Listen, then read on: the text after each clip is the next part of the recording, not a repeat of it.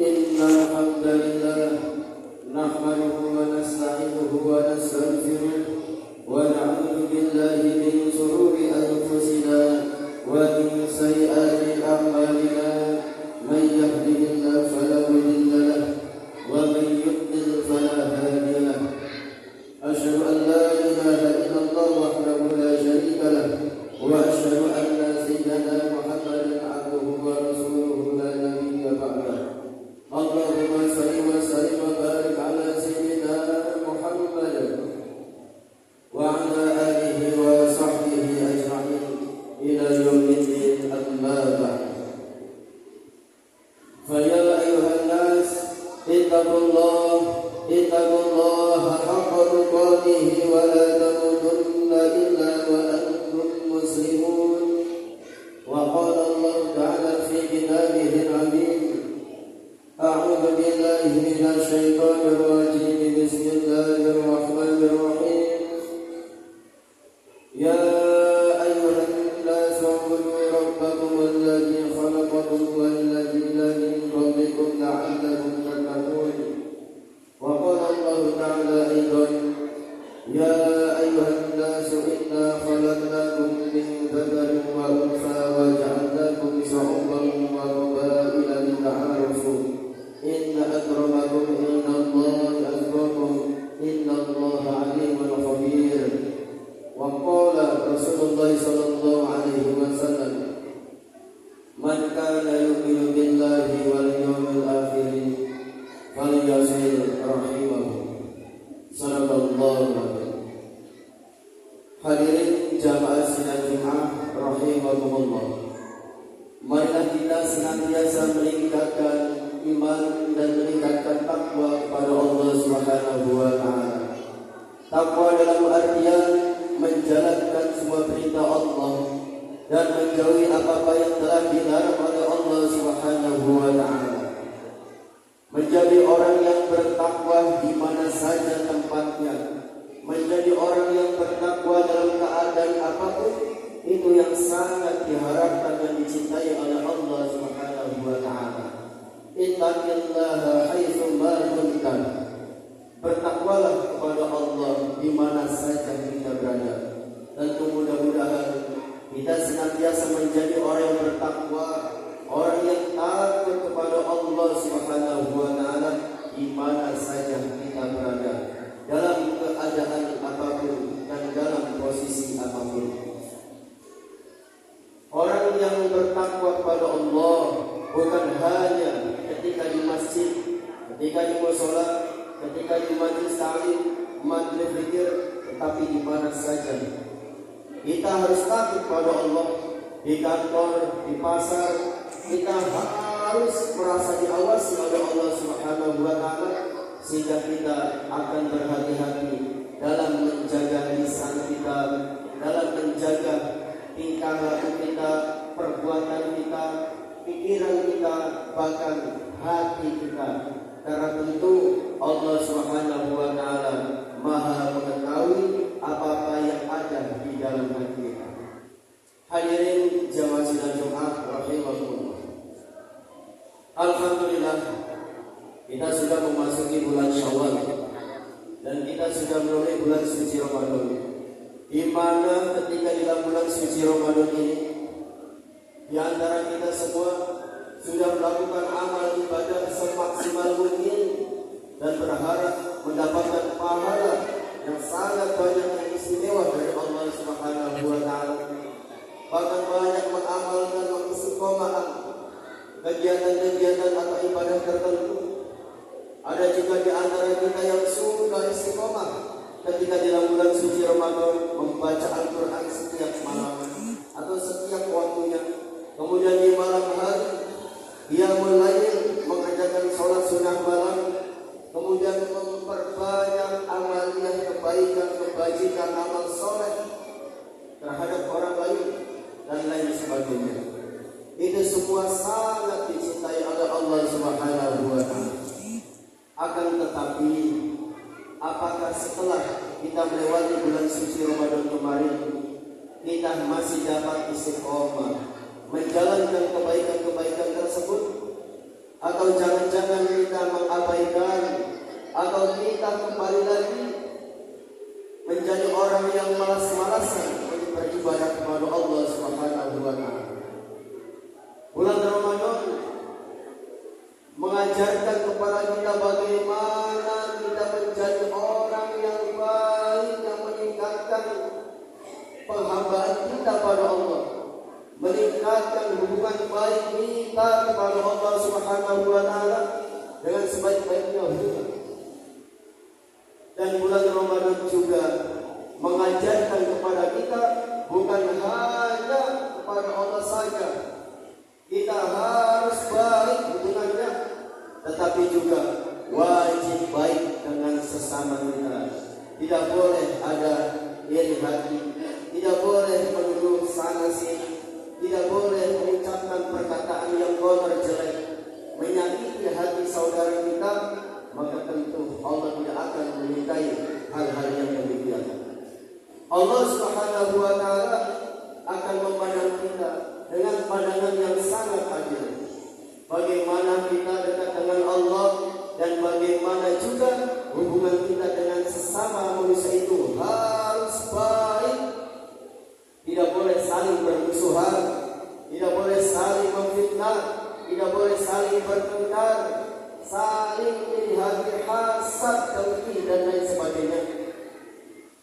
Bahkan jangan sampai hadirin pahala yang sudah kita dapat dari Ramadan kemarin, apakah itu pahala puasanya, zakatnya, kemudian pahala sholatnya, ternyata suatu saat nanti di akhirat kita tidak dapat memperolehnya dengan 100%. Pahala tersebut dihilangkan oleh Allah. Kenapa demikian? Karena dirusak ketika kita memiliki hubungan dengan orang lain, tetapi hubungan tersebut tidak baik. Dan inilah yang dikatakan oleh Rasulullah Sallallahu Alaihi Wasallam, seseorang yang membawa pahala sholat, membawa pahala zakat, membawa pahala puasa di akhiratnya, tetapi orang itu juga membawa dosa-dosa. Dan orang ini dinyatakan oleh Rasulullah Sallallahu Alaihi Wasallam sebagai orang yang bangkrut, orang yang merugi. Pada suatu ketika hadirin, Rasulullah Sallallahu Alaihi Wasallam berkumpul dengan para sahabatnya. Kemudian ditanya para sahabatnya tersebut, "Atadruna wal muflisun?" Apakah engkau semua wahai para sahabatku mengetahui siapa orang yang bangkrut tersebut? Kemudian dijawab oleh para sahabatnya, "Al-muflisun fina man la dirham lahu wa la mata'." Ya Rasul, orang yang bangkrut tersebut adalah di antara kita yang tidak memiliki dirham, harta benda. Kalau zaman sekarang, yang ketika jual beli, yang ketika usaha itu tidak dapat keuntungan, rugi. Maka itulah orang yang bangkrut, kata sahabat hadirin. Tetapi apa jawaban Rasul hadirin?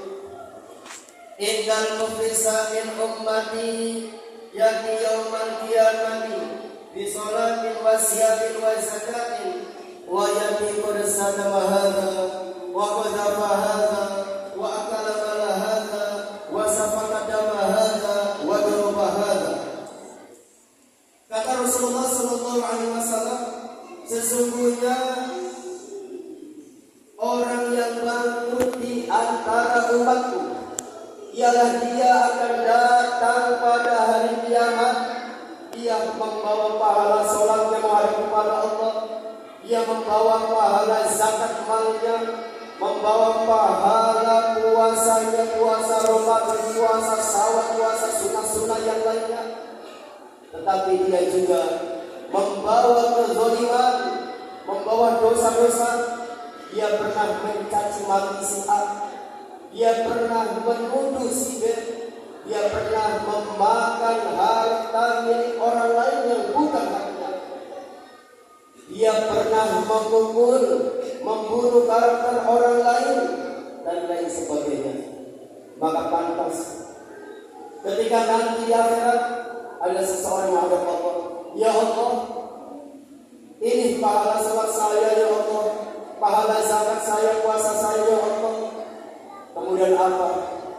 Orang itu diprotes oleh orang lain. Datang orang lain menghadap Allah juga, ya Allah, nanti dulu ya Allah, orang ini dulu pernah memfitnah saya, orang ini dulu hadirin pernah menjelek-jelekan saya, pernah menuduh saya, pernah menyakiti hati saya, maka saya meminta keadilan kepada Engkau ya Allah. Akhirnya apa hadirin? Akhirnya orang tersebut, orang yang suka menzalimi orang lain, diambil pahalanya oleh Allah Subhanahu wa taala. Pahala salatnya, puasanya, zakatnya, dan diberikan kepada siapa hadirin? Diberikan kepada orang yang ia zalimi. Fayuta hadza bil hasanati wa hadza bil hasanati. Allah memberikan kebaikan-kebaikan dari orang yang suka menzalimi orang lain. Kemudian kebaikan tersebut diberikan kepada orang yang dizaliminya, diambil. Datang lagi protes pada Allah, ya Allah, orang ini dulu pernah menyakiti hati saya, pernah mengambil hak saya. Orang ini dulu pernah hutang kepada saya, tidak mau mengembalikan hutangnya. Diambil lagi pahala kebaikannya, pahala sholatnya, zakat malnya, puasanya, pahala mengajar Al-Quran dan lain sebagainya. Diberikan kepada orang lain yang menuntut pada Allah supaya orang tersebut diadili dengan seadil-adilnya oleh Allah Subhanahu wa taala. Datang lagi dan seterusnya. Ternyata hadirin itu sudah habis kebaikan-kebaikannya sebelum dapat menunaikan hutang-hutangnya kepada orang yang ia zalimi.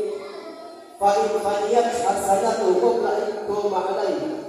Maka setelah sudah habis semua, dia membayar kewajibannya kepada orang yang ia zalimi. Apa yang terjadi? Ukhidha min khatayahu faturihat alaihi. Maka diambillah kesalahan-kesalahan, dosa-dosa dari orang yang pernah ia zalimi, orang yang datang menuntut kepada kita, yang dulu orang itu pernah kita sakiti, yang dulu orang itu pernah kita hina, pernah kita fitnah, pernah kita omongi dengan omongan yang kasar. Maka diambil dosa-dosanya oleh Allah. Diambil semua. Kemudian diberikan kepada siapa? Fadur hajjalain. Diberikan kepada orang yang menzalimi dirinya, yang sudah pahalanya habis. Kemudian ternyata dia dapat kiriman dosa-dosa, kiriman kesalahan-kesalahan dari orang yang pernah dia zalimi. Tsumma turihafin nar.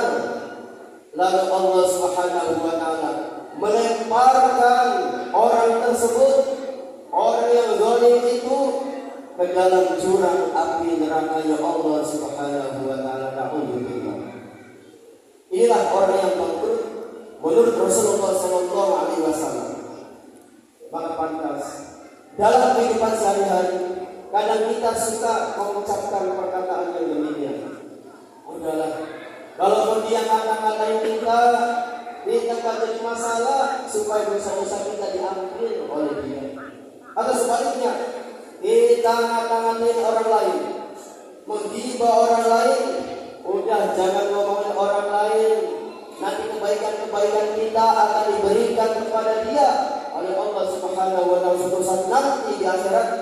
Dan memang itu betul bersumber dari hadis Rasulullah sallallahu alaihi wasallam. Tentu supaya kita jangan sampai seperti itu, Rasulullah sallallahu alaihi wasallam menyampaikan pula kepada para sahabatnya dan tentu kepada kita semua. Wala tahassasu wala tajassasu wala tahasadu wala tadabaru wala tabaghud. Dan janganlah kita saling mencari kesalahan orang lain supaya gampang dipublikasikan, mata-matai orang lain, cari kesalahannya. Kemudian kita juga tidak boleh untuk saling hasad di hati. Orang lain yang mendapatkan kenikmatan, alhamdulillah bisa bersyukur. Kita doakan jangan sampai ada rasa iri hati, hasad dan lain sebagainya. Dan kita juga tidak boleh saling membelakang, saling makar, saling adu domba. Dan kita juga tidak boleh saling bermusuhan, saling membenci, saling marah-marahan dengan sesama kita selaku umat Islam. Wa kunu ibadallahi ikhwana, maka jadilah kita hambanya Allah Subhanahu wa taala, kata Rasul, menjadi hambanya Allah yang saling bersaudara. Mudah-mudahan bukan hanya kita dipersaudarakan oleh Allah Subhanahu wa taala di Cirebon, di masjid ini, di kampung kita ini, tetapi juga dipersaudarakan oleh Allah Subhanahu wa taala kelak di akhirat, yakni dalam surganya Allah Subhanahu wa taala. Maka yang paling terakhir adalah menyambung tali silaturahmi. Man kana yu'minu billahi wal yawmil akhir falyasil rahimahu. Barang siapa yang beriman kepada Allah dan hari akhir, maka sambunglah silaturahmi. Ma min muslimain yattaqiyani fa inna safahani ghufira lahu ma qabla an yafariqu. Tidaklah di antara dua muslim kemudian berjabat tangan saling memberikan senyuman bertemu, maka Allah akan mengampuni dosa di antara keduanya sebelum dia berpisah. Maka pantas awal kembali kita menyambung silaturahmi, bersalam-salaman, memberikan senyuman. Tabassumu fi wajhi akhika sadaqah, sehingga kita juga mendapatkan pahala sedekah. Dan mudah-mudahan dengan silaturahmi tersebut, dengan salaman tersebut, kita diampuni dosanya oleh Allah Subhanahu wa taala. Amin Allahumma amin ya rabbal alamin. Inna sadal kalami kalamullahil malikil alam. Wallahu subhanahu wa ta'ala yaqulu wa biqawlihi tajallun. Wa idza quri'al qur'anu fastami'u lahu wa ansitu la'allakum turhamun. A'udzu billahi minasyaitonir rajim. Bismillahirrahmanirrahim. Wal 'asri innal insana lafi khusrin illa alladziina amanu wa 'amilus solihati wa tawassaw bil haqqi wa tawassaw bis sabr. Barakallahu li wa lakum fil Qur'anil 'azim wa nafa'ani wa iyyakum bima fihi minal ayati wa dzikril hakim wa taqabbal minni wa minkum tilawatan